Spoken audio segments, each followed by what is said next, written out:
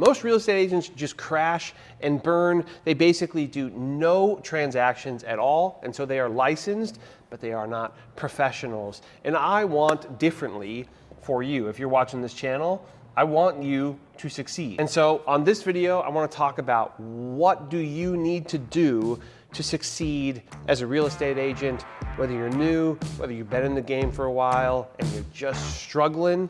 This is what you got to do.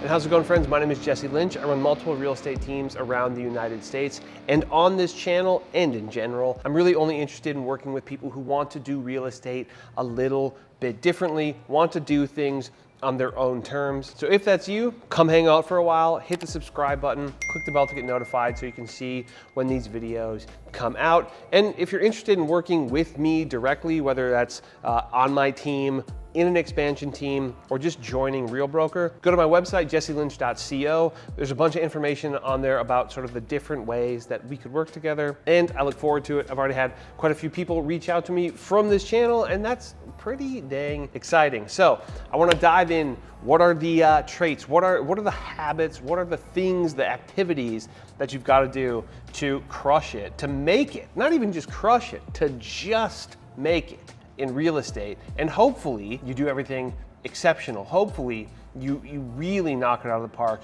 and you can crush it. And real estate truly can be life-changing, an unbelievable career path. So first off, know that deep down inside of you that you have an opportunity in front of you that can change your life and make your life basically unrecognizable from where it is right now. Number one, devour information. You probably have heard me say that on this channel. I'm a big believer in that, especially early on. You have to just be a magnet, a trash compactor for everything that you can possibly find, and try to get better and better at sifting out the bullshit, right? Sifting out the nonsense. But change is constant in real estate. So you have to be able to keep up on that. And so you have to maintain a curiosity, like a real curiosity about what's happening in the industry, right? What's happening in your local market, what's happening in the national market.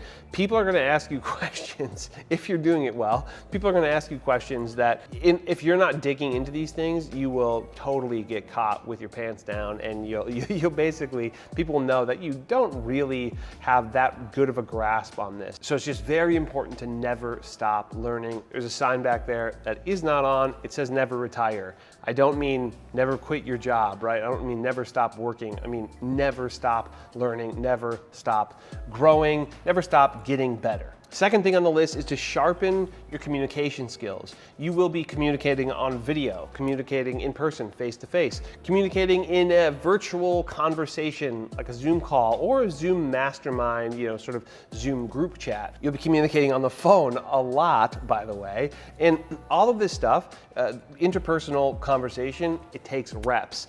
And you'll need to talk to a huge variety of people as well in the industry. Some of those people are going to feel like superiors, right? People who maybe literally are like your broker, right? Or team leader, somebody who is like actually above you in a chain of command. But some people who just are far beyond your years and your knowledge, right? And that is nice. It's nice to be talking to those people. It's very, very helpful. There's a lot of wisdom that can be gained there. But then some of the people who you're talking to are going to feel like students. If you have been doing real estate a little bit, if you're licensed and you're working with a first-time home buyer, you know more than them. And so you're gonna have to get good at talking to somebody who is more of a student level, right? You're gonna have to become a teacher. And then there's gonna be people who feel like peers, right? And some of them are gonna be assholes. Some of them are gonna be awesome. And you're gonna have to figure out how you want to talk to them. All you can do is just talk to more people to get good at that, which, side note, I think that is why a decent amount of people from the service industry can end up doing real estate, because they've gotten really good at schmoozing and basically just connecting with all sorts of different humans. I have found shooting videos like what I'm doing right now, to be extremely helpful to my communication skills. It has allowed me to speak a little smoother, right? And also with a little bit more presence and a little bit more confidence in my opinions. But a lot of that actually first has to be that I have to be confident in my opinions. So that goes back to the first point, which is learning, right? I have to be a student first, and then I have to put those things into motion to then be able to turn around and say confidently, this is what I've done and this is what works for me. And I intend to take even more efforts to improve my public speaking. There are things like Toastmasters. It's something I've been very curious about doing. Basically, as far as I understand, it's sort of a public speaking forum, a public speaking group, and there are Toastmasters in every city all over the world, at least all over the country. I know there are a ton of like chapters of Toastmasters, so stuff like that I think could be a really, really good idea for a lot of y'all, and it is genuinely something I'm considering doing. I'm also even thinking about doing like a university course on speech or public speaking because I want to be really, really good at it. And at this point, I would say I'm maybe decent at best. Third up on the list is you got to be genuine. I think of this as sort of an act of respect. I think a lot of people maybe have a hard time being genuine, but people can see through fake. You have to basically have the respect of your audience, even if that's one person, and that they'll be able to see that you're being fake. They'll be able to spot a fraud. Unless you're like an unbelievable confidence man, right? I think you're gonna wanna be genuine because it will be much easier to maintain a genuine version of yourself. It's easier to be yourself, and I believe that being genuine pays off in spades. There are so many agents who start basically just cosplaying as successful real estate agent, and it drives me crazy. I think the reality is when you're like, this is what a successful real estate agent does, you're just a clone of a clone. You are such a diluted version of what a successful real estate agent is. You've seen a couple people act that way who are successful, and then you're copying it. And so now you're just at very best a copy of the original thing, and people already have that one thing. This is something I learned in music, actually, that so often one band would get popular for a certain type of style, right? A certain even message, and then 1,000 bands would latch onto that, and they would never get bigger than that one band because that one band was the original thing, and then there were a bunch of copies who you could very easily say, well, okay, there's that band, and they're clearly just a descendant of that band because that band is doing that for longer and better. Which, side note, there's a little thing that I've heard in the art world, which is basically to hide your influences, right? Disguise your influence. There's a book called Steal Like an Artist that you might find helpful as a real estate agent. And it's basically just saying like, there's a way to be influenced by certain people and certain outside influence factors, but just ripping that off and just duplicating that is not gonna be the right move. Because again, there's already that solution out there in the marketplace. So you have to be different. And I have said this on this channel many times. This is something that I live and die by, which is different is better than better. And by default, you are different, even if you don't feel that different all the time. If you're not different, if you really don't feel different all the time, I think it's probably because you've spent too much time and too much energy conforming. And that can take a lot of energy, and that can form habits to make you just a stale individual. But you have to find out what it is that makes you different. You have to dig deep, right? And go, okay, what is it about me that makes me different? And even if your personality is not that unique, right? Even if there's nothing visually at all different about you, right? Which then you basically have to invent something in your business, not necessarily in your personality, but invent something in your business that makes you different.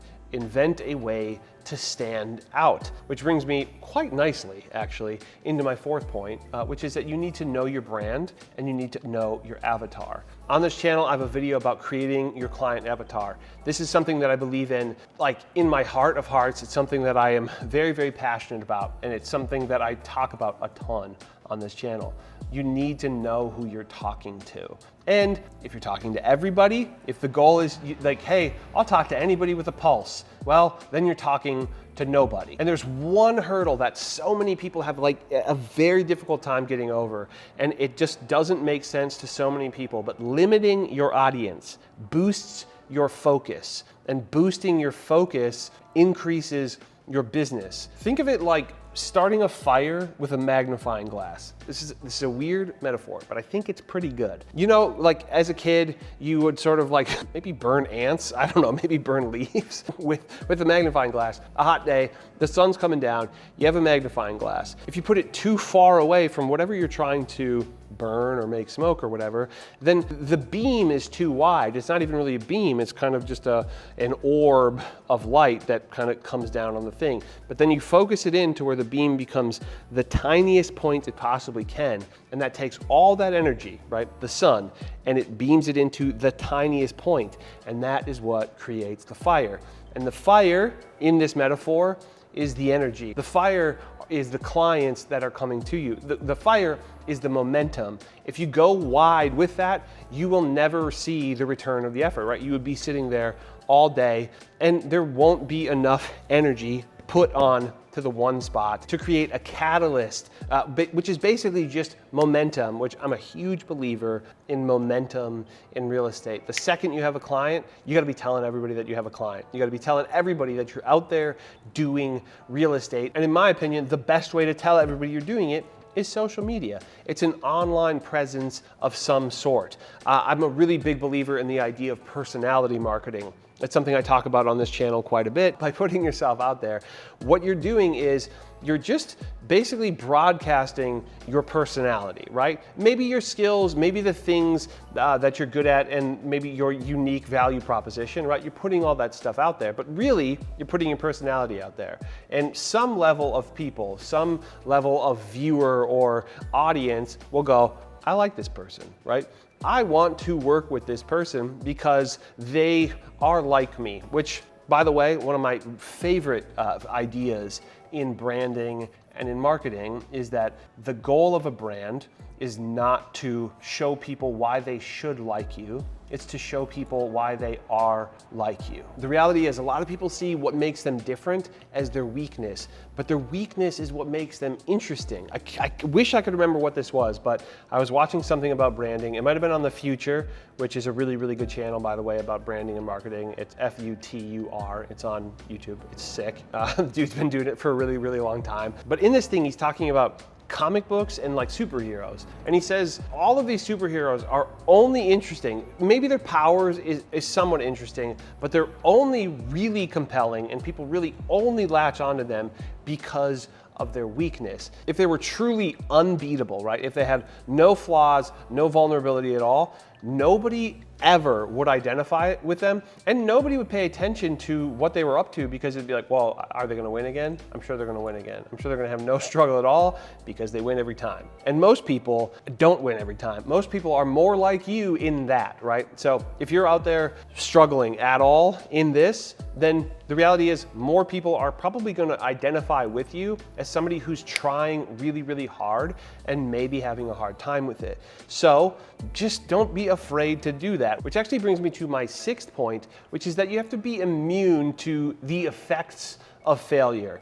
Not immune to failure itself. You will fail, right? You will fail over and over and over again, and you will fail publicly if you're doing it anything like me, right? You will make many, many attempts and you take many swings that go nowhere. And the reality is, if you make a swing that goes nowhere, nobody cares, right?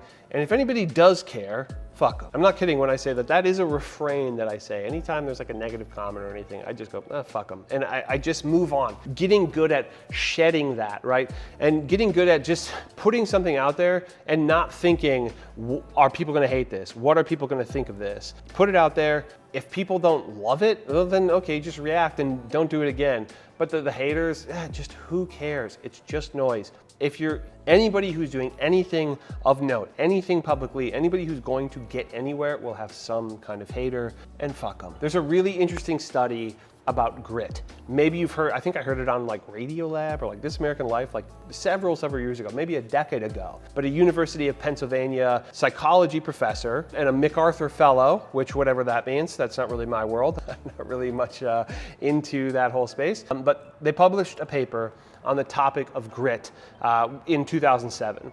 And it concluded that grit was a better predictor of success than IQ or conscientiousness, right? So being moral or for being brilliant are less of an indicator than grit. And they looked across several populations, including cadets at U.S. Military Academy, West Point. And so they studied all these people. It's really quite fascinating. And they try to say, what is it about these people that makes them more successful in these potentially difficult, trying situations like military academy?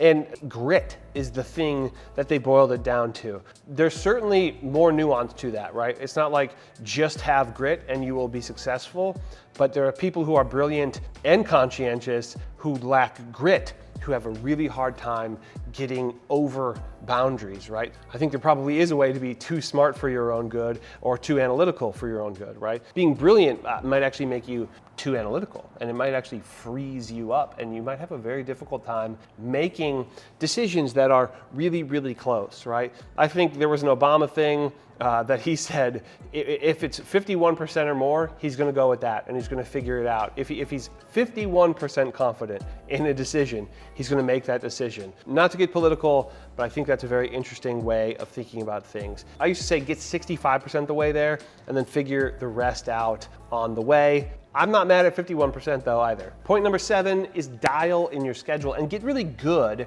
at scheduling. The reality is like half of the job is figuring out like when to be where, right? Carving out a busy day and making sure that you can make all of those things, and honestly, just not double booking yourself. That's kind of embarrassing. And it's a difficult thing to overcome sometimes because who do you go with, right? What appointment do you prioritize?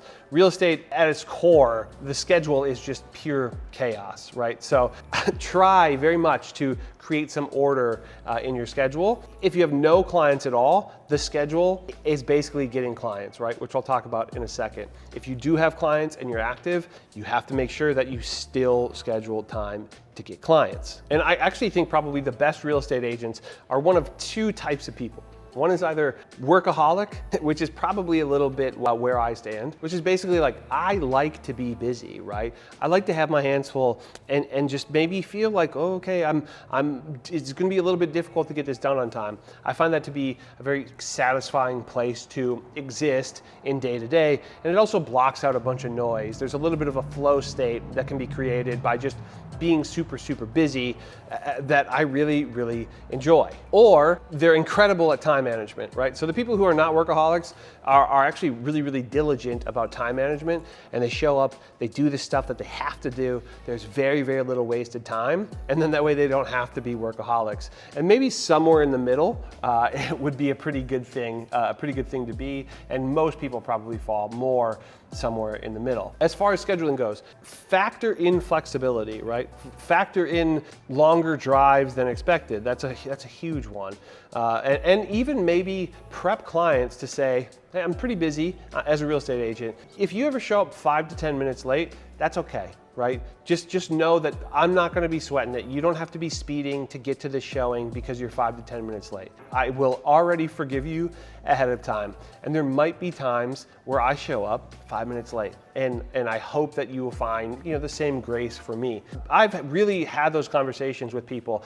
I'll be honest, it's nicer when they show up late to the first thing and they're like, oh my God, I'm so sorry. And I say, hey, it's all good. I'll probably be late more, a couple times as we're showing houses as well. You can be late, it's not the end of the world. And I really think that kind of gives this calm of like, okay, this person's a professional, right? They're happy to have this conversation with me, but they're not gonna, crucify me if I'm 5 minutes late. Another thought, schedule in moments of calm. You will eventually find out if you're really, really busy in real estate, depending on what things you're doing, you'll eventually find out what windows tend to be the most calm, right? For me, a lot of the time it's a Sunday evening. A Monday evening can be, but Monday during the day is almost always way busier than I would have expected. Sunday evenings, there's something really nice about it where offers are in, right? If you're helping buyers, offers are in. If you're helping sellers, sometimes Sunday evening can be a busy time because you are going over offers with those clients. But depending on who you're helping, maybe a Sunday evening, nice calm time.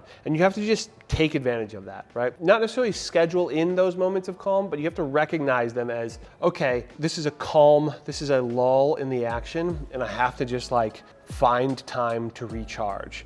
A lot of times Tuesdays and Wednesdays are kind of the more like a weekend for a realtor. I'm still working. I work pretty much every day, but they tend to be a little bit more lax, and I'm not doing quite as much with clients. So then I actually tend to, today's a Tuesday, so I'm shooting this. So then I tend to schedule in things like this that are not, directly chatting with or dealing with client. So potentially knowing a reliable time that's going to be calm to actually enjoy some calm. That's very good. But also, don't be afraid to schedule in things that are very important to you. I've learned that I have to schedule in the gym.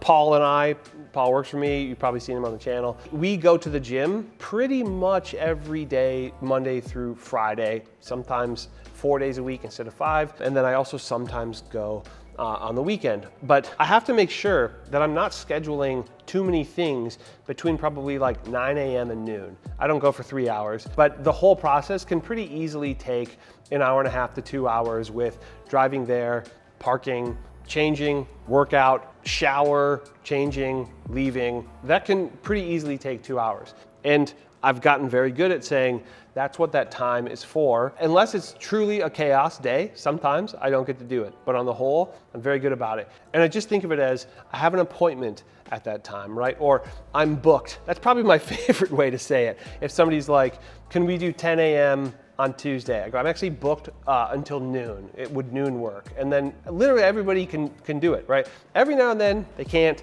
but the huge majority of the time they go, oh yeah, okay, that's fine with me. So don't be afraid to book out the things that are extremely, extremely important to you, but then just make sure that you're getting after it at the other times. And in this note about the schedule, I think more importantly than anything, you have to know what you should not be doing.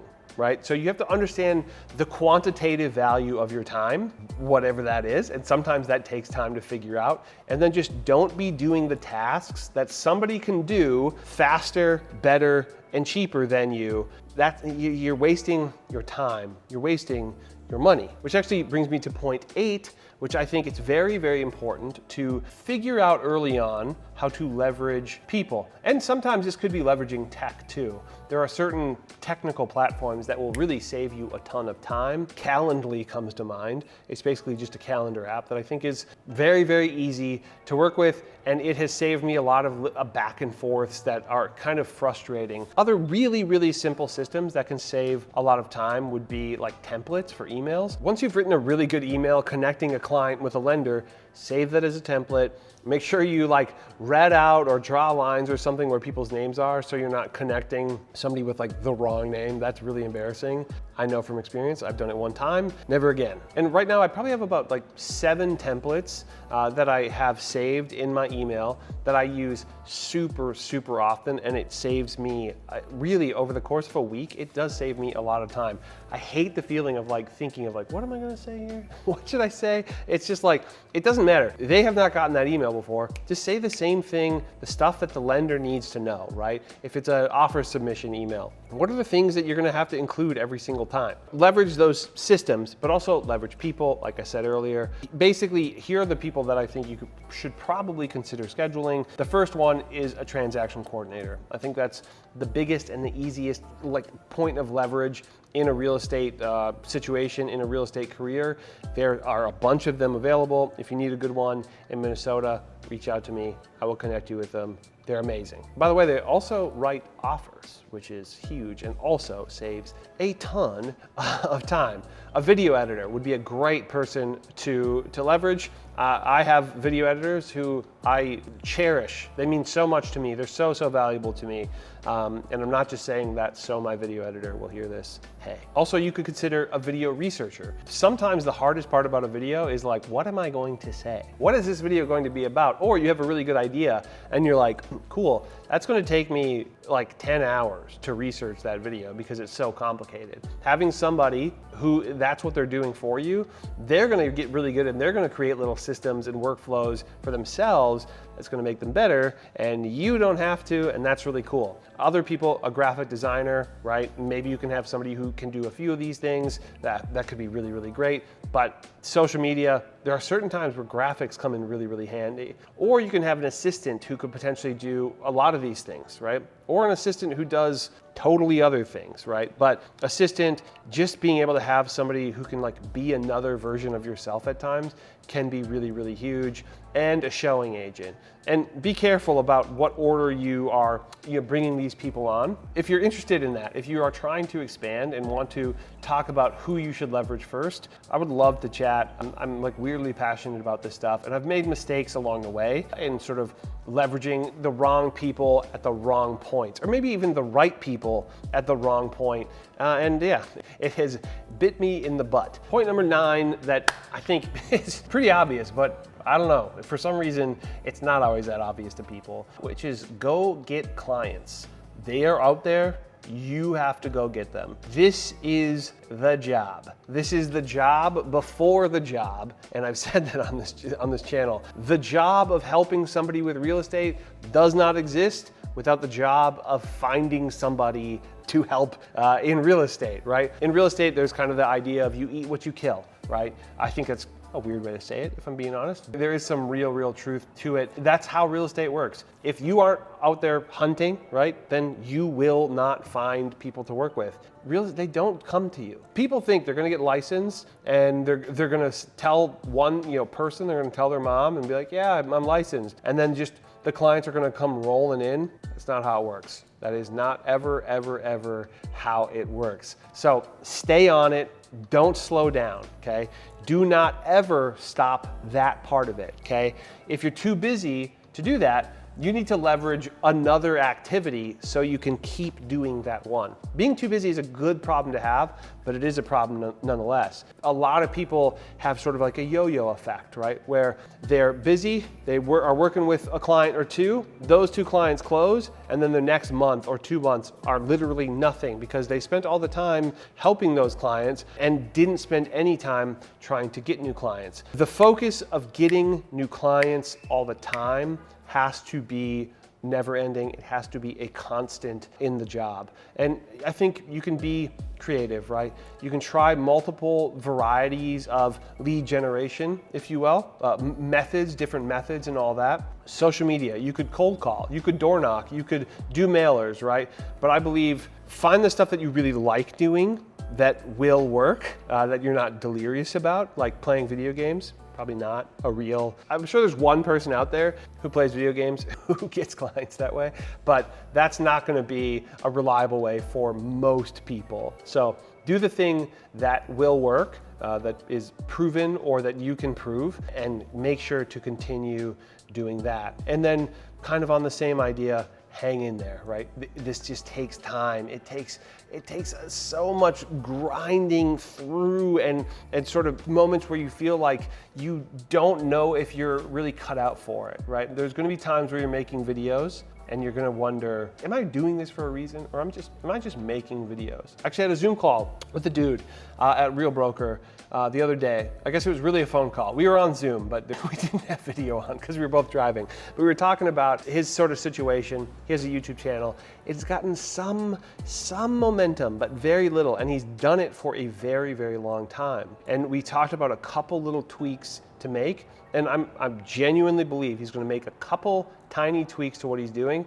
and it's gonna start to gain that momentum. And all the effort he's put in so far will eventually be worth it. And lastly, once you get a client, right? You gotta do all this stuff, and then you get a client. And then you have to make sure that your customer service, that your client care is unbelievable, right? It is really high level. I genuinely believe that real estate, if done right, is somewhere at the intersection of the marketing industry and the hospitality industry, which again, I think is probably why servers can do a good job, because they already have the hospitality thing down, but they probably don't know marketing. I've also seen people from the marketing world hop over to real estate and they crush, right? Graphic designers or people who have their own little businesses have already figured out marketing to some degree, and then they can start to crush. One thing that music taught me is that you have to mean it. right? You have to truly mean the good customer service, right? The wanting the best for people, it has to be a genuine thing, which goes back to one of the first things, be genuine. I found that back in the day, if you play a show for 10 people, you have to put the same amount of effort into it as you would for 1,000. The energy of the room will change, right? From 10 people to 1,000 people. But if you're not genuine for 10, for one, the 10 probably won't grow to 1,000, right? Because they'll be like, I don't know, they kind of phoned it in, right? Why would I go see them a second time? They phoned it in. And on the way up, which this is all that, right? It's on the way up to what could be an unbelievable career in real estate, owning a business that just like works like clockwork. If you're not genuine for 10, you won't be incredible for 1,000, right? You won't even have the chance to be genuine for 1,000. So crush it for everyone, every single time, and the word will spread, and 10 will go to 1,000. And I think that metaphor works nicely in the real estate space. If you think about the 10 as a lower dollar amount client, right? And if you think about the 1,000 as a high dollar amount client. If you crush it for the low dollar amount client, again, that word will spread. I believe that volume is the answer. Volume is the answer to most problems in real estate. You don't have enough clients? Well, create more volume and put more content out there, right?